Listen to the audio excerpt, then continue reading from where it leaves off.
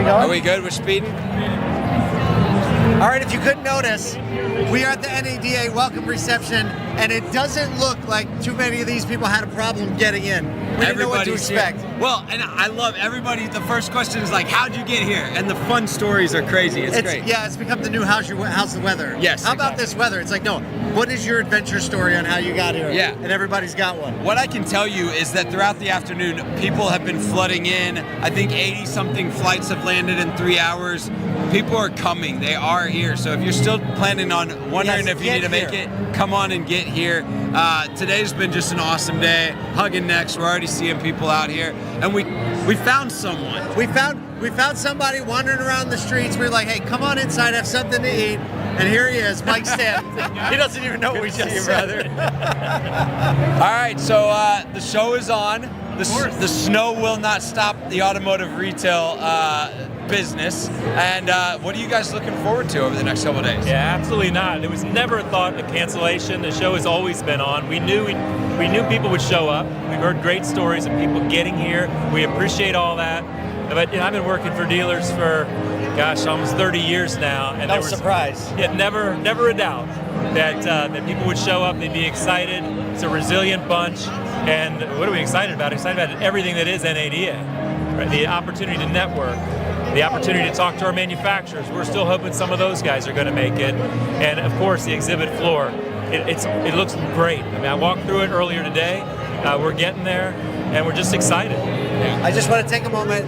I want to compliment you and the team, because having put on a very tiny, small events in comparison, we know what it's like when things start to go wrong. And I feel like you all have been super responsive and have done some really smart and I think class act level stuff. Like tonight is an example. Typically this is a ticketed event where you have to pay good money to get in. And you all said, look, if you made it into town, we want you to be here, and you open the doors up to everybody. How do you feel like the next few decisions you've made already tomorrow is going to affect how the show rolls out? Yeah, the real answer is I have no idea, because the decisions we made a couple hours ago have already changed. You just got to pivot. You just got to keep changing, adjusting.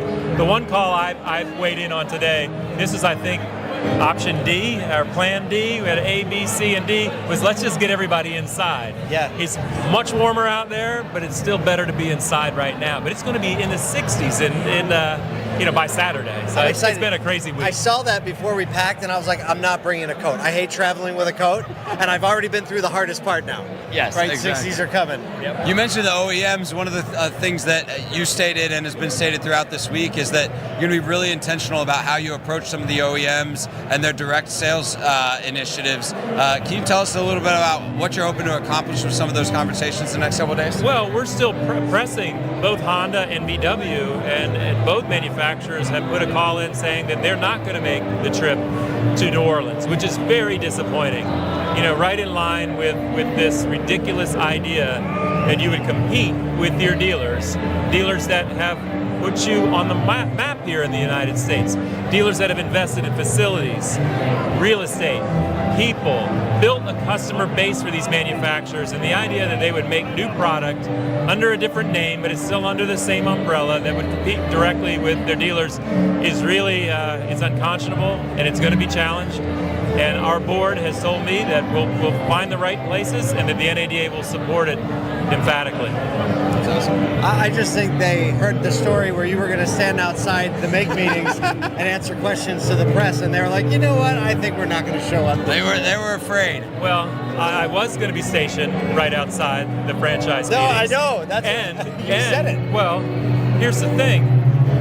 We may still going to offer them an opportunity to at least zoom in and talk to the dealers that are here. That would be great. And we'll be there to address the concerns that will be voiced in the meeting, I'm sure. Yeah, that's awesome. Well, Mike, another just fabulous. Well done to the team. Like we said, thank you so much for having us, allowing us to share the stories of what are going on here, and we can't wait to see what happens the next couple of days. Thank you. We're glad you guys are here. Talk to you soon, Mike. Thank you. See you soon. Hey, that's the live stream tonight. Check us out. We're doing this 3 times every single day to bring you if you're not here. But if you aren't here, get here, because these people made it. You can too. Ready to go. We'll see you here tomorrow morning.